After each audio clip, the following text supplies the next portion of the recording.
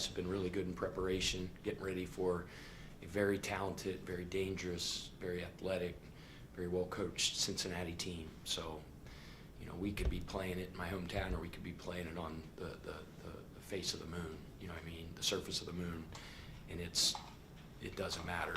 They're going back to Cincinnati, obviously, has some sentimental aspects of it. I've never coached there throughout my head coaching career, so it'll be fun going back. You know, that arena in downtown is where some of my first basketball memories were. I think I went to a Xavier Cincinnati game, and I was trying to think of the year. It was probably like 80 or 79. We got stuck in an elevator, scared the crap out of me, but that was like one of my first memories of going to a game, and I thought that was so cool being in an arena, and one I'll never forget. And then to be coaching there now, it's kind of a full circle moment. Pat, kind of building off of that, obviously Louisville and Cincinnati have their own storied rivalry history. You played at Xavier. You've got a Xavier transfer on your roster. What does the rivalry aspect mean for you and the team? Yeah, I mean, we all know in this state what a big rivalry Louisville and the team down the street is. And in Cincinnati, the Xavier-Cincinnati rivalry is huge, and it's houses divided, just like houses are divided here in Louisville and in our state with that rivalry. You know, my wife started at the University of Cincinnati, and she got her degree from the College of Mount St. Joseph, but so many of my friends went to UC, and a ton of my friends went to Xavier. I went to Xavier, so I just remember, you know, some of the great moments of those games. I remember, you know, Coach Gillen and Coach Huggins getting into it after one of the games at the end. Obviously, everybody knows about the fight. You know, I was on the team, wasn't on the floor much, but I was on the team when Xavier or UC was #1 in the country, and we were supposed to be nothing, and we made a buzzer beater. Lenny Brown hit the shot. They called it the shot heard around the I-275 loop. Made a shot at the buzzer to beat UC, and the famous Andy McWilliams, the longtime broadcaster, play-by-play voice of the Xavier Musketeers, said his famous line was, UC may be the #1 team in the country, but tonight they're the #2 team in the city of Cincinnati. That was kind of a famous thing, but, you know, we got our tails kicked many, many years, and then we kicked their tails many, many years. So, but growing up, it's almost like, you know, we played South Carolina State, and Eric, you know, was on that Final Four team, and although I was a Xavier fan, just remembering that Final Four team in what was it, 1992, with Nick Van Exel and Corey Blunt, and, you know, all those guys. So, you know, it is kind of cool to be going back and playing the Bearcats. Kind of what I said before about playing in that arena, kind of a full circle moment. Kind of a big picture basketball question for you, Coach. The NCAA published a report this week finding over, I think, a third of men's college basketball players are harassed by bettors. I guess, how have you seen that issue take root over the years of your coaching career, and then how do you try and kind of help the players deal with that? Yeah, it's crazy. The first time I realized it, because I'm oblivious to all that for the most part, not that I have any problem or not passing judgment on anybody.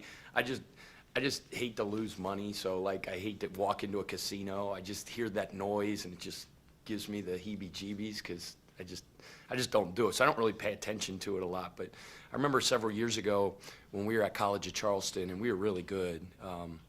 It was, I think, our second last year there, and we were a top 25 team, and we were rolling. And we played somebody on the road, and then we had to stay, because I forget where it was like Delaware to Drexel or something like that. So we basically were staying in the same hotel. And we won the game. I think we played Delaware, I'm pretty sure. And, you know, we get up the next day, and we got like 2 days in between. So that's going to be kind of like a rest recovery day, and then we're going to practice, and we're going to play the next day. And I'm down there and like getting my breakfast, and I'm scooping my eggs, and I overhear a conversation between two of our players, and one of the guys like, I am getting crushed this morning on social media, and I am getting blitzed. I mean, you should and they're laughing about it. So, but I mean, it could get really, really nasty, and they're showing me. I go, what are you guys talking about? And then they start telling me about prop bets, and I'm like, what the crap's a prop bet? And one of the guys was supposed to score this many points, and he only scored this many points, and I'm going, are you kidding me? Like, that actually goes on? And then he goes, Coach, it's unbelievable. We just get crushed. You know, and the easy solution is don't read it. Put your phone down. And I try to have that conversation with my children, and I become Charlie Brown's teacher immediately. All they hear is want, want, want, want, want. They ain't putting their phones down. Either are our players. Ignorance is bliss, man. If you can block out the hate and the noise, and what a wonderful way to live. But nobody's doing that. But you're right. That is a real thing.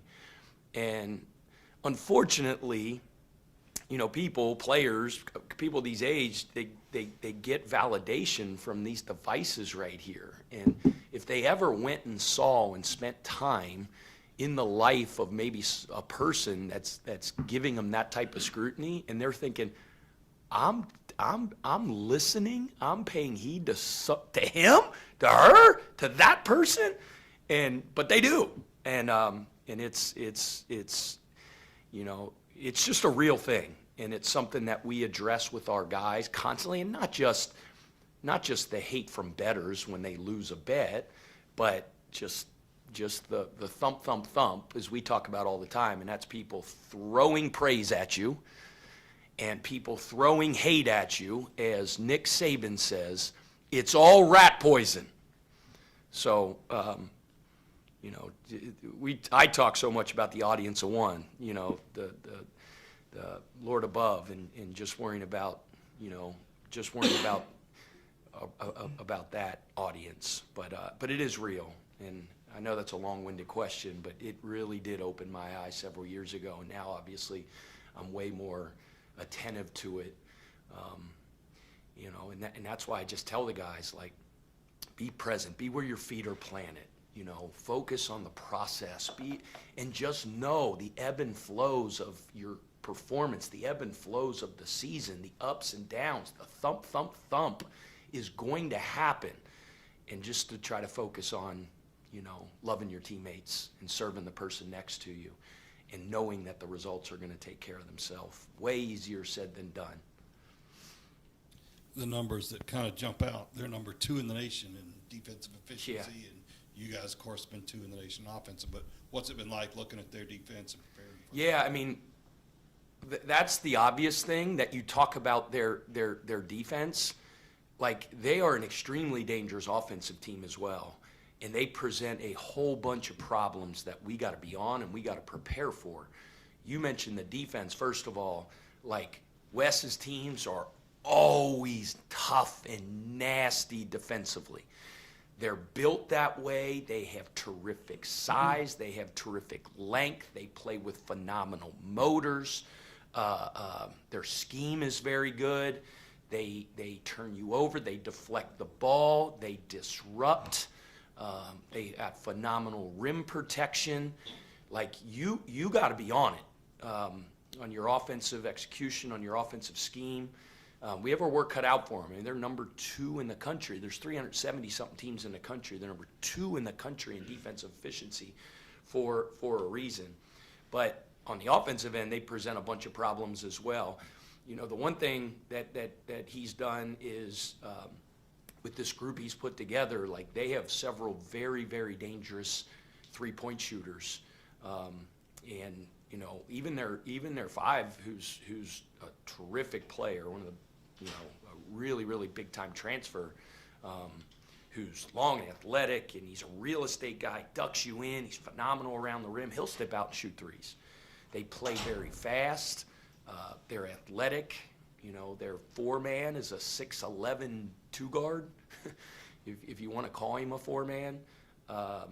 So, you know, they have a very dangerous and talented and well-coached team. So, you know, they have our guys' full attention, and it's going to be a big-time college basketball game. Yeah, I was just curious, when you go back and watch the film of the game Saturday, what were some things that stand out to you as things you guys did particularly well, and then maybe some things that you need to clean up heading into this game? For a split second, I said, "Who did we just play? Who did we just play? Who did we just play?" So I'm like, I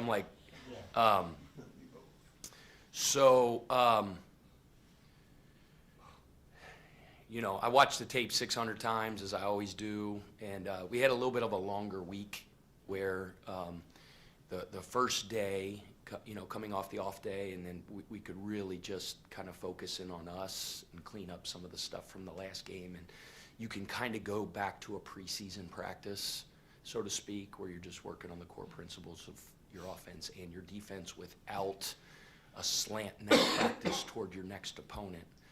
And then, we were able to turn our attention for a normal amount of preparation for Cincinnati. So, how long do you got? We could talk about transition defense. We could talk pick and roll defense. We could talk about two-hand closeouts. We could talk about being more good in our shifts. Talk about our pace. Get it in faster. Talk about our screening. What do we do well? The way I am sometimes after games, the guys don't think we did anything well. So even though we did. Pat, going back to the efficiency metrics real quick, while Ken Palm's really very high on you guys from an offensive standpoint, it's not quite as high defensively. So I'm curious, from your standpoint, what are some of your thoughts for the first 4 games in terms of the defensive efficiency? Yeah, man, it's everything. I'm talking 75% of our practices from June 5th till now is with a defensive slant. And we got a bunch of guys that are going into our system. They play really hard. Every pick and roll is the most important pick and roll in the history of our program. You heard me say that before. Every transition defense, it's just like the philosophy of staying present, not listening to outside noise. It's the process of killing that pick and roll and being great in that transition, that 4 or 5 seconds, and then each closeout. So, man, it's the want-to and the try-hard for our guys. Understanding that that's our ticket of being a really good defensive team. I love their mentality. I love their approach. And, I'll let you know after a 4-minute segment in the first 4 minutes of the Cincinnati game where I think the state of our defense is. Pat, If you can find me, if you can come down and get me. what is kind of your relationship with West? Do you know him fairly well? Yep. It's funny, like we played Jeff Bowles the other day. Wes, we all kind of like so many of the new wave of coaches, we kind of all came in together and grinded together and were assistants together. And, the coaching fraternity, although, the stakes have gotten a lot higher and the compensation has gotten a lot higher both for coaches and for players. My mentor is Coach Prosser, and we bring up Coach Huggins, who were bitter rivals. The 2 programs were bitter rivals, but Coach Prosser and Coach Huggins were dear friends. And I just remember when Coach Huggins got sick, he had a heart attack. This was 20 years ago. And he was in Pittsburgh, and Coach Prosser got on a plane and flew up and visited Coach Huggins in the hospital. And we had like a game the next day. My hope is that, and it's harder now, it just really is. I don't know if the scrutiny was the same back then. I don't want to say the pressure wasn't the same, but the stakes are higher, and it's just harder for us coaches to have that coaching fraternity. And I really think there has to be honor among thieves. It's a good thing for our profession, because we all know what we're all going through. Most people don't, but it's hard because it's so competitive. We're all trying to tear each other's faces off, both recruiting, on the court. And Wes and I are 2 guys that I would say have remained friends for a long time. He was at James Madison as a player, and then he was transferring, and ended up going to North Carolina. But I was an assistant, and we recruited him, and so I got to know him a little bit there. His dad went to Wake Forest. His dad was a supporter of our program, and I've gotten to know him really well over the years. So yes, Wes is a guy I know really well. I think he's doing a heck of a job. Coach, ballpark, how many Kelseys are we going to see tomorrow night? I knew I was going to get that question, and the normal answer would be 1 million. But, man, I don't know if you guys know this, but like the game of the decade is going on right next door at Paycor Stadium, the home of the Cincinnati Bengals, and it's so interesting because it has ramifications in my locker room. Elder High School is my home, the west side of Cincinnati. That is, I bleed purple. One of my best friends in the world is the offensive line coach, and he's been an assistant there forever and ever. They play our arch rival, St. Xavier, St. X, the Balmers, alma mater too, Kobe Rogers. So we are doing mass trash talking right now. And like there's going to be 25,000 people at that game. And the west side of Cincinnati, there's a whole lot of UC fans there, but there's a whole lot of Elder. And on the west side of Cincinnati, you're born on the west side, you're raised on the west side, your kids go to Elder, and then your kids' kids go to Elder, and then your kids' kids' kids go to Elder. So it's good. I get it. I'm talking to Elder Nation right now. I understand. Like, this is as big as it gets for a chance to go upstate. I mean, St. X's, Luke Kuechly played there. I mean, it's a great program. Kyle Rudolph played at Elder. The Bengals were nice enough to move the game from Mason because they sold out the game in like 30 minutes. And the Bengals offered the stadium, so now they moved down there. So, like, I don't know if anybody's going to be at the game.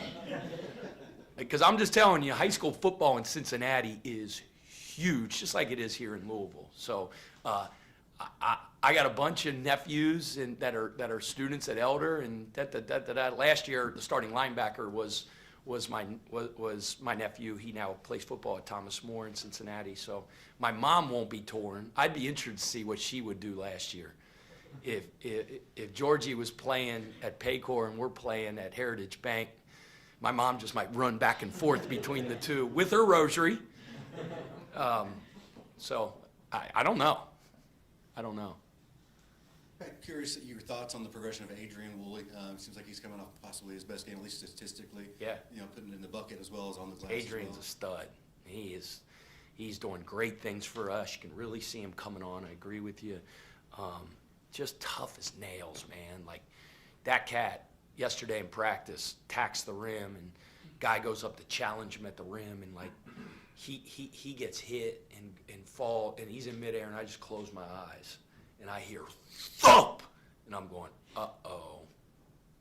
He's like pops back up. He's into the next rep like it never happened. I mean, that dude is Alabama tough now, man, and terrific player, and he's going to have a big time season for us. Coach, how have you seen Casey and his health and his progression like that? Is he kind of where you want him to be? He's coming. He's coming, you know.